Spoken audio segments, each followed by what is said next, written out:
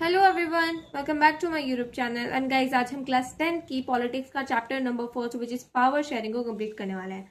इस चैप्टर में हम देखने वाले हैं कि कैसे पावर शेयर होती है गवर्नमेंट के अलग अलग लेवल्स पे, और कुछ कहानीज भी पढ़ने वाले हैं इंटरेस्टिंग।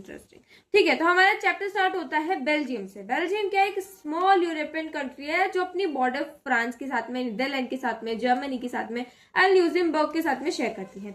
जो बेल्जियम है उसके अंदर की जो पॉपुलेशन है वो बहुत ही ज्यादा एथनिक है। एथनिक मतलब क्या होता है? एक ऐसा ग्रुप जो कि सेम कल्चर, लैंग्वेज और मतलब लैंग्वेज, कल्चर, रीजन वगैरह शेयर करता है ना, उसे हम इथनिक बोलते हैं। अगर हम एग्जांपल देखें, अगर योर मदर टंग मतलब तुम्हारी मातृभाषा अगर हिंदी है तो तुम भी एक एथनिक ग्रुप का पार्ट हो। ओके, समझ आ गया एथनिक क्या होती है? जो बेल्जियम होती है उसकी एथनिक पॉपुलेशन है, उसके अंदर 59% डच स्पीकिंग रहते हैं, जो कि फ्लेमिश रीजन में रहता है। ठीक है, 59% डच स्पीक बोलते डच है और वो फ्लेमिश रीजन में रहते हैं, और जो 40% है ना वो फ्रांस बोलते हैं और वलोनिया रीजन में रहते हैं, और जो बचा 1% है ना वो जर्मनी बोलते हैं। ठीक है, अब देखो कैसे अलग अलग कल्चर के बेस पे, लैंग्वेज के बेस पे, देखो लैंग्वेज के बेस पे अलग अलग टूट रखी है ना इसकी पॉपुलेशन ऐसे। ओके, याद रखना है बिकॉज ये इंपॉर्टेंट है। अब हम ब्रुसेल की बात करते हैं जो कि कैपिटल है बेल्जियम का। अब अगर हम बेल्जियम के कैपिटल के अंदर देखें ना तो इसका बिल्कुल उल्टा सिस्टम है। जैसे हमने बेल्जियम में देखा कि 59% मतलब डच जो है वो मेजोरिटी है और जो फ्रेंच है वो माइनॉरिटी है क्योंकि वो 40% है। लेकिन जो ब्रुसेल है ना उसमें उल्टा है, 80% फ्रेंच है और जो 20% है वो डच है। मतलब फ्रेंच ज्यादा इसमें मेजोरिटी और 20% डच जो है माइनॉरिटी है। ठीक है, अब जो ब्रसेल की बात करें, जो उसमें जो फ्रेंच स्पीकर्स रहते हैं ना वो बहुत ज्यादा पैसे वाले होते हैं, पावरफुल रहते हैं बिकॉज वो मेजोरिटी है। तो अब इससे क्या होता है ना, बहुत टेंशन बढ़ जाती है। मतलब इन दोनों में, ये जो दोनों मेजोरिटी और जो माइनॉरिटीज है उन दोनों में हल्के हल्के कॉन्फ्लिक्ट हो जाते हैं, क्योंकि मेजोरिटी अपना हक जमाने लग जाती है, लेकिन जो माइनॉरिटी होती है वो उसको इतना हक नहीं सहन कर पाती कि हाँ हमको, मतलब हम क्यों सहन करें तुम्हारा इतना। तो इसलिए कॉन्फ्लिक्ट उनके बीच में होने लग जाते हैं, लड़ाई झगड़े होने लग जाते हैं। ठीक है, तो अब ज्यादा बढ़े बात, ज्यादा इन दोनों के बीच में लड़ाई हो इससे पहले ही जो बेल्जियम की गवर्नमेंट है उसने सोचा कि यार ये लोग अभी से लड़ रहे हैं और हमें क्या चाहिए, हमारी जो कंट्री है उसमें यूनिटी चाहिए। तो यूनिटी बढ़ाने के लिए हमें क्या करना पड़ेगा? सभी कल्चर को, जितने भी अलग अलग कल्चर के लोग फॉलो करते हैं, जितने भी अलग अलग लोग लैंग्वेज बोलते हैं, उन सभी के कल्चर को रिस्पेक्ट करना पड़ेगा, तभी हमारी जो कंट्री है वो यूनाइटेड रहेगी। तो इसलिए उन्होंने क्या करा, कॉन्स्टिट्यूशन को 4 बार बदला ताकि वो देख पाए कि सभी के मतलब सभी कंफर्टेबल है, सभी के राइट्स में आ रहे हैं कि नहीं आ रहे हैं, किसको कोई दिक्कत तो नहीं है। ठीक है, sum of elements of Belgium model जो कि इंपॉर्टेंट है। अब देखो बेल्जियम में क्या क्या चेंजेस आए कि वो ऐसे कॉन्फ्लिक्ट्स की प्रॉब्लम को सॉल्व कर पाए। तो सबसे पहला चेंज उसके कॉन्स्टिट्यूशन में चेंज करा। देखना, अब बेल्जियम के अंदर क्या हुआ, जो डच और जो फ्रेंच स्पीकिंग मिनिस्टर थे ना वो सेंट्रल गवर्नमेंट ने इक्वल कर दिया। मतलब जो सेंट्रल गवर्नमेंट है ना उसमें डच स्पीकिंग मिनिस्टर्स भी होंगे, फ्रेंच स्पीकिंग मिनिस्टर्स भी होंगे। ओके, अब special laws required the support of majority member. अब देखो कोई स्पेशल लॉज को इम्प्लीमेंट होने के लिए जो अलग अलग कम्युनिटीज है, मेजोरिटीज है, उनका शामिल होना इंपॉर्टेंट है। मतलब जब वो सपोर्ट करेंगे अलग अलग सभी कम्युनिटी के मेजोरिटी मेंबर अगर उस लॉ को इम्प्लीमेंट होने में सपोर्ट करेंगे या फिर एग्री करेंगे तभी वो लोग इम्प्लीमेंट होगा, अदरवाइज नहीं होगा। तो इससे क्या होगा कि सारी कम्युनिटी को हाँ लगेगा कि हाँ हमारा भी मतलब है और हम भी डिसीजन मेकिंग में एक तरह से रोल प्ले कर रहे हैं। Okay, so many power of the, अब देखो सेकंड चीज क्या हुई, जो सेंट्रल गवर्नमेंट थी पहले उधर, तो अब क्या करा, सेंट्रल गवर्नमेंट की पावर, थोड़ी पावर को हमने स्टेट गवर्नमेंट में दे दिया। मतलब जो गवर्नमेंट थी उसको 2 भागों में तोड़ दिया, एक तो सेंट्रल और स्टेट गवर्नमेंट, ताकि जो स्टेट गवर्नमेंट है वो अंदर का, और क्योंकि सेंट्रल गवर्नमेंट पूरे कंट्री का संभालेगी ना, तो स्टेट गवर्नमेंट क्या कर सकती है, अलग अलग स्टेट पे अलग अलग स्टेट को संभाल सकती है, जिससे और इजी रहेगा, कॉन्फ्लिक्ट्स नहीं होंगे उनके अंदर। ठीक है, अब जो ब्रुसेल, अगर हम, ये तो हमने बेल्जियम की बात कर ली, अगर हम ब्रुसेल की बात करें जो कि कैपिटल है बेल्जियम का, तो उसके अंदर भी क्या गया, has a separate government in which both community have equal representation. उसके ब्रुसेल के अंदर भी एक सेपरेट गवर्नमेंट आई जिसके जिसमें दोनों कम्युनिटीज की, मतलब जितनी भी कम्युनिटीज है उनका इक्वल रिप्रेजेंटेशन होगा। जैसे दोनों, मतलब डच और फ्रेंच वहां पे 2 ही रहती थी, तो जो डच स्पीकिंग कम्युनिटीज है ना has accepted equal represented in the central government. तो अब इधर देखा हमने, जब ब्रसेल की बात करी तो ब्रसेल में क्या था, फ्रेंच हमारे मेजोरिटी थे और जो डच थे वो हमारी माइनॉरिटीज थी। अब इसमें क्या हुआ, ब्रसेल की बात करें तो जो डच स्पीकिंग कम्युनिटीज होती है ना, उनकी सेंट्रल गवर्नमेंट के अंदर उनकी रिप्रेजेंटेशन भी फ्रेंच स्पीकिंग मिनिस्टर के इक्वल हो गई। अब ब्रसेल के अंदर ये एग्री क्यों करे। अब तुम लोग सोचो, जो मेजोरिटीज है वो मानी कैसे कि माइनॉरिटी को आधा हक मिल जाए, मतलब उनके लिए तो एक तरह से देखा जाए तो नुकसान का ही फायदा है ना, कि वो क्यों मानी फ्रेंच। तो जो फ्रेंच है ना वो इसलिए मानी बिकॉज जो बेल्जियम है ना, उसके अंदर जो डच कम्युनिटी थी ना, उन्होंने भी एग्री कर गए थे कि हाँ, हम आधा हमारा इक्वल रिप्रेजेंटेशन माइनॉरिटी फ्रेंच को दे सकते हैं। तो जो ब्रसेल है उसके अंदर भी फ्रेंच लोगों ने ये सोचा कि हाँ, पूरे बेल्जियम के अंदर तो इन्होंने दे दिया, तो मतलब इक्वल रिप्रेजेंटेशन दे दिया, तो हम हमारे जो ब्रसेल है कैपिटल है उसमें भी उनको आधा रिप्रेजेंटेशन दे देते हैं। ओके, सेंट्रल गवर्नमेंट और जो स्टेट गवर्नमेंट है उसके अलावा एक और third kind of government introduce करी, जिसको हम कम्युनिटी गवर्नमेंट बोलते हैं। कम्युनिटी गवर्नमेंट क्या होती है, ऐसी गवर्नमेंट जो कि अलग अलग लोग जो अलग अलग लैंग्वेज वगैरह बोलते हैं, अलग अलग कम्युनिटी के जो लोग होते हैं ना, वो उसको इलेक्ट करते हैं। जैसे कि Dutch speaking, French speaking, German speaking, ठीक है। तो ये अपने लैंग्वेज के आधार पे गवर्नमेंट को इलेक्ट करते हैं, उसे हम कम्युनिटी गवर्नमेंट बोलते हैं। अब ये हमारी कम्युनिटी गवर्नमेंट होगी। अब हमारा एक और केस है जो कि हमारा श्रीलंका का केस है। तो श्रीलंका में क्या होता है बेसिकली, तो श्रीलंका है क्या, पहले ही देखते हैं। श्रीलंका एक आइलैंड है, मतलब जिसमें मतलब पानी से घिरा हुआ है, तो उसे हम आइलैंड बोलते हैं, जो कि कुछ किलोमीटर दूर है southern coast of Tamil Nadu. Tamil Nadu की साउथर्न कोस्ट से थोड़ा किलोमीटर आगे है, थोड़ा सा दूर है। ओके, इसकी जो पॉपुलेशन की बात करें 2 करोड़ है, जो कि हरियाणा के सेम है, मतलब हरियाणा की भी 2 करोड़ पॉपुलेशन है, ठीक है। और इसमें डाइवर्स पॉपुलेशन, मतलब अलग अलग टाइप के लोग, अलग अलग टाइप की कम्युनिटीज इसके अंदर लेती हैं। अगर हम श्रीलंका की बात करें तो 74% सिन्हाल स्पीकिंग, 18% तमिल स्पीकर्स रहते हैं, मतलब 74% ऐसे है जो सिन्हाल बोलते हैं और 18% तमिल बोलते हैं। अब जो तमिल है ना, वो भी दो ग्रुप्स में डिवाइडेड है।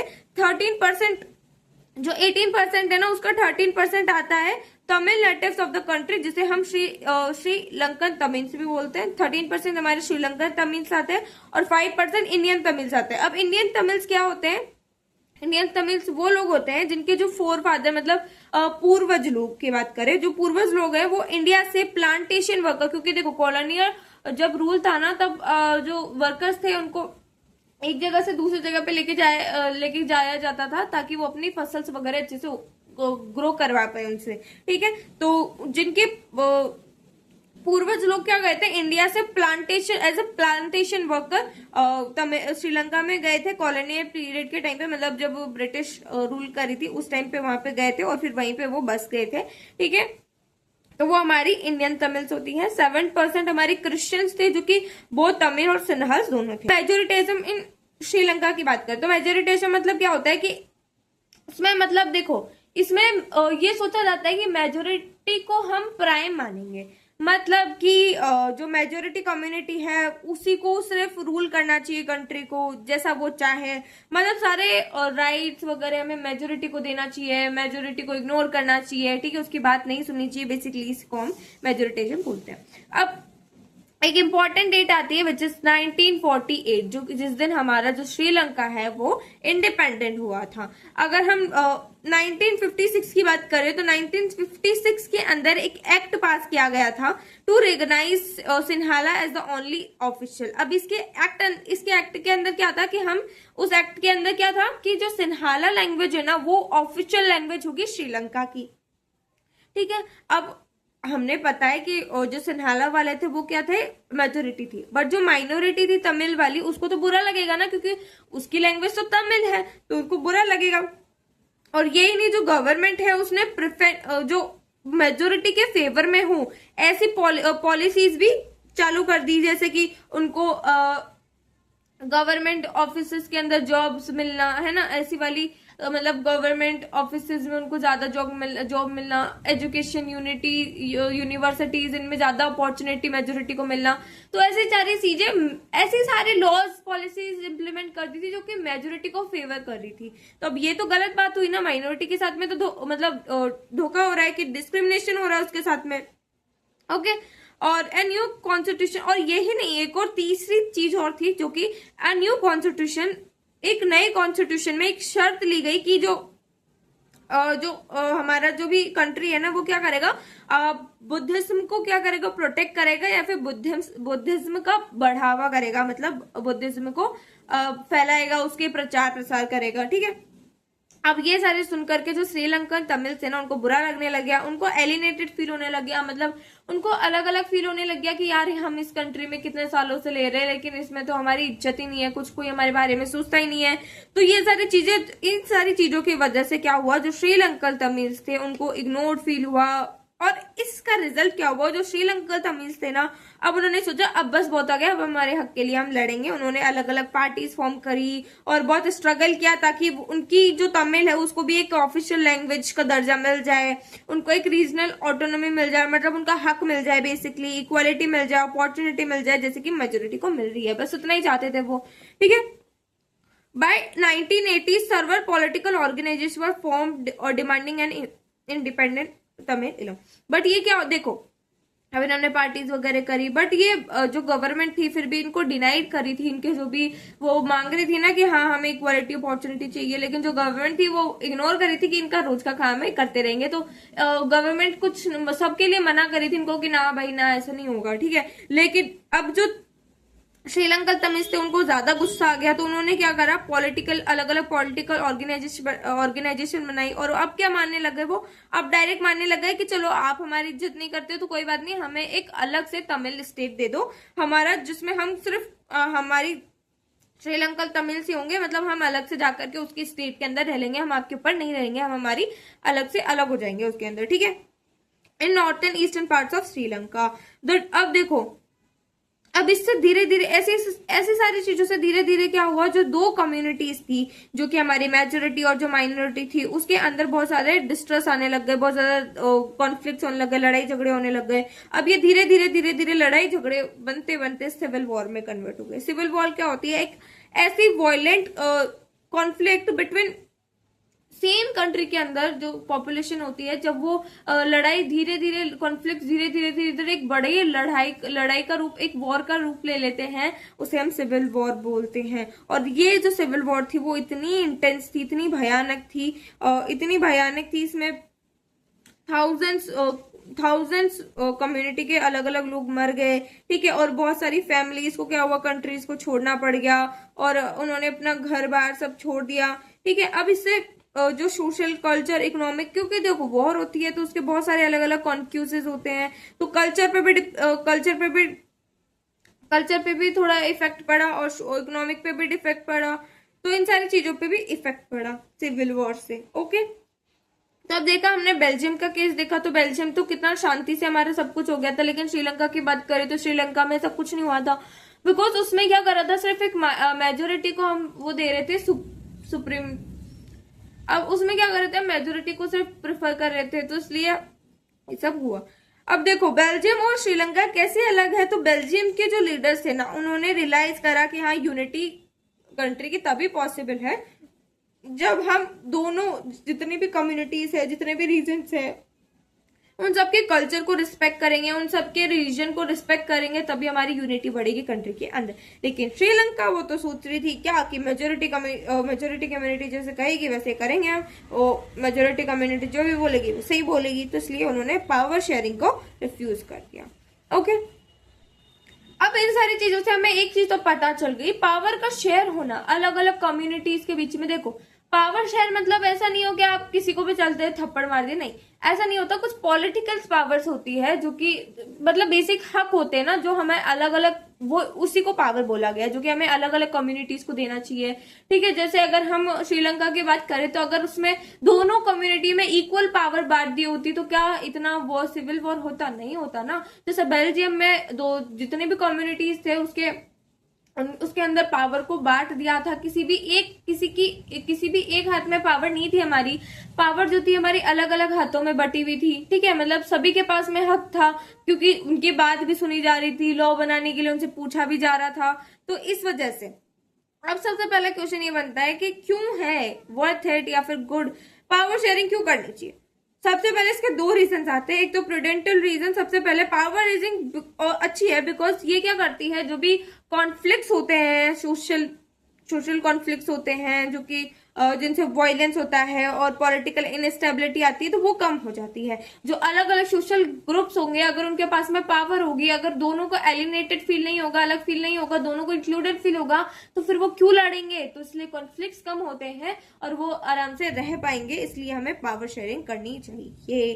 Power sharing will bring better outcome. Power sharing से अच्छे नतीजे बाहर आएंगे। ओके, अब अगर हम सेकेंड पॉइंट देखें, if one group dominates, it not only harm the weaker group but also create problem for the dominant group। अगर कोई एक मेजोरिटी किसी माइनॉरिटी पे जो ऑपरेस कर रही है या फिर उसको बहुत गंदे तरह से ट्रीट कर रही है या फिर उसको हार्म कर रही है, तो वो सिर्फ माइनॉरिटी को हार्म नहीं करेगी बल्कि मेजोरिटी पे भी खुद ब खुद हार्म होगा, ठीक है। इससे कॉन्फ्लिक्ट्स आएंगे, इंस्टेबिलिटी आएगी सोसाइटी के अंदर। अब अगर हम पावर शेयरिंग इज गुड और वर्थ इट का सेकंड रीजन देखें, तो सब सेकंड है मॉरल रीजन। मॉरल रीजन क्या है, जो पावर शेयरिंग है ना, वो हमारी डेमोक्रेसी की स्पिरिट है, मतलब आत्मा है। Without democracy, without power sharing is nothing. Okay, तो एक डेमोक्रेटिक रूल क्या होता है, उसमें एक डेमोक्रेटिक रूल की बात करें तो उसके अंदर क्या होता है, जो पावर्स होती है वो अलग अलग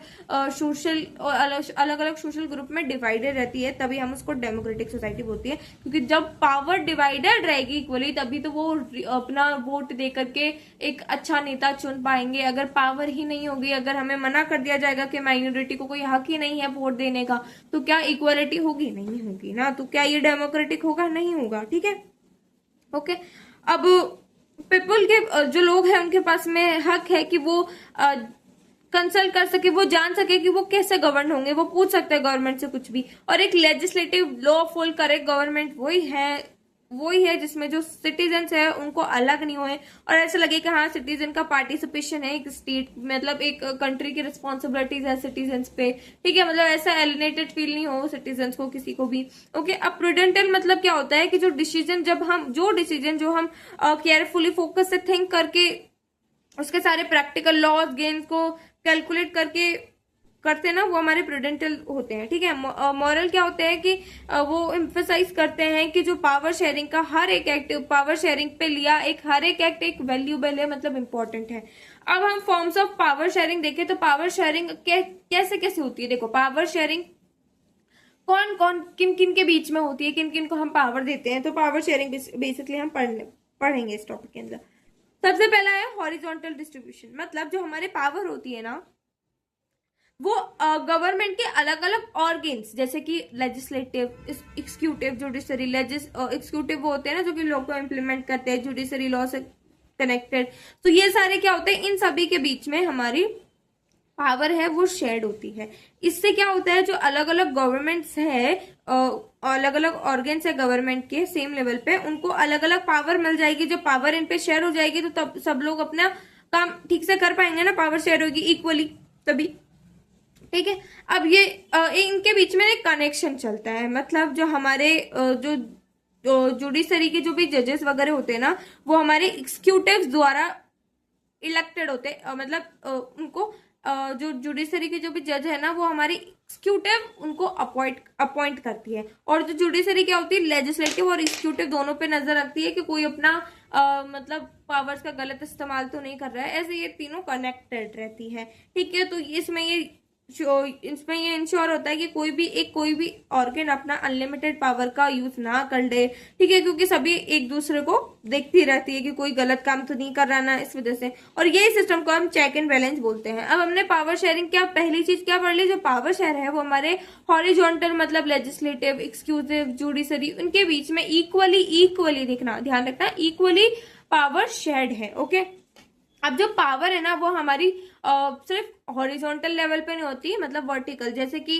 सेंट्रल गवर्नमेंट जिसके पास में सबसे ज्यादा पावर होती है, फिर स्टेट गवर्नमेंट जिसके पास में सेंट्रल गवर्नमेंट से कम होती है, और फिर आती है लोकल गवर्नमेंट जो कि स्टेट गवर्नमेंट से जिसके पास में कम पावर होती है। तो हमारे अभी हमने हॉरिजॉन्टल देख लिया पावर शेयरिंग, अब हम वर्टिकल पावर शेयरिंग देखने वाला है, जिसके अंदर वर्टिकल से देखो, आप वर्टिकल देखो मतलब सीधा, ठीक है, सीधा। तो हमारा जो सेंट्रल गवर्नमेंट है सबसे ज्यादा पावर उसके पास में है, तो फिर हमारा स्टेट गवर्नमेंट आया, फिर उसके बाद में लोकल गवर्नमेंट आया। मतलब इसमें जो पावर है ना वो हमारी इक्वली शेयर्ड नहीं है, उसमें अलग अलग टाइप से पावर शेयर की गई है। Okay, power okay. अब देखो जो लोकल गवर्नमेंट है उसके अंदर हमारी पंचायत, म्यूनिसिपैलिटी, ये सारी चीजें आती है।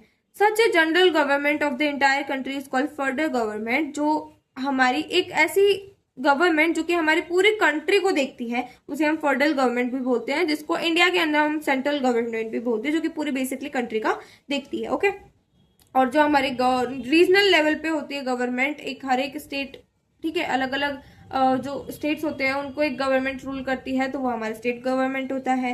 ठीक है, this system is not followed in all countries. मतलब जरूरी नहीं है कि जो ऑल कंट्रीज हो उसमें पावर शेयर्ड है, सिर्फ ऐसी हो सेंट्रल स्टेट लोकल, किसी में दो ही हो सकती है, सेंट्रल और स्टेट, ठीक है, तो किसी में पावर शेयर ही नहीं होती है। तो अलग अलग कंट्रीज में अलग अलग टाइप का सिस्टम फॉलो होता है।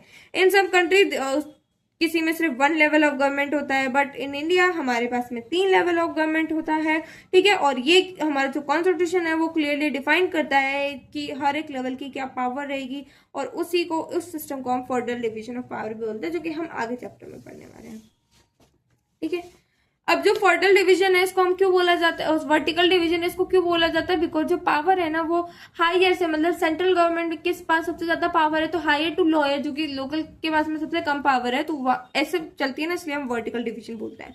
अब जो हमारी पावर है ना वो सिर्फ गवर्नमेंट के फॉर्म्स के पास नहीं है अलग अलग, बल्कि सिटीजन के पास नहीं है, अलग अलग सोसाइटीज के पास में भी है। जैसे कि अगर हम सोशल डाइवर्सिटी बात करें तो पावर जो है हमारी सोशल ग्रुप, जैसे कि रिलीजियस भाषा से संबंधित ग्रुप्स होते हैं, उनके पास भी पावर है।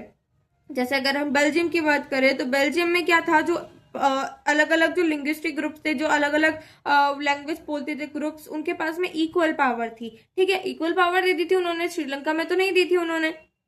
ठीक है, मतलब क्या था, उनके पास में, दोनों के पास में इक्वल पावर था।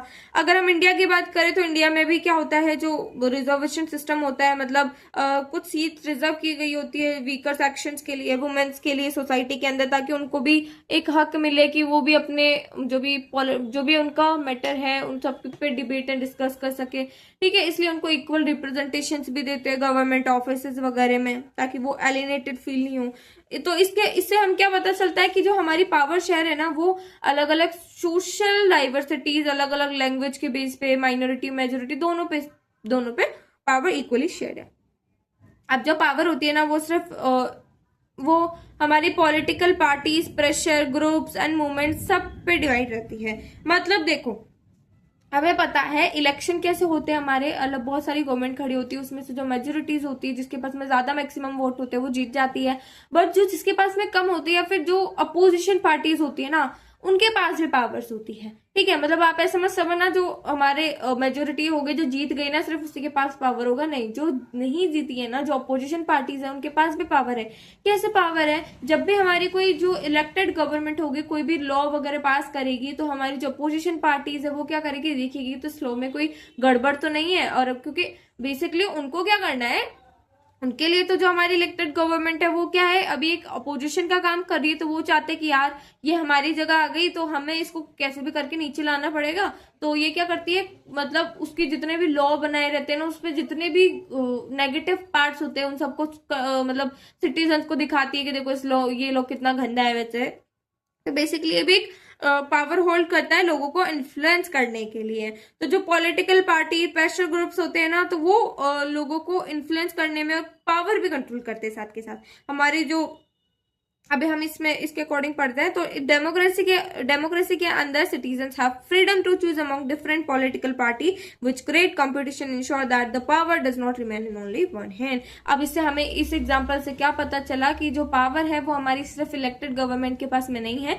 अपोजिशन के पास में भी है। अगर वो कुछ गलत करती है तो हमारी जो सिटीजन है अगली बार उसको वोट देगी नहीं और वो अपनी पार्टी हार जाएगी। ठीक है, ओके।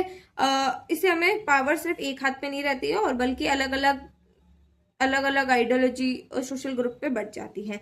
ठीक है। अब कभी कभार क्या होता है, जो पार्टीज होती है वो अलायंस फॉर्म करती है। अलायंस क्या होती है?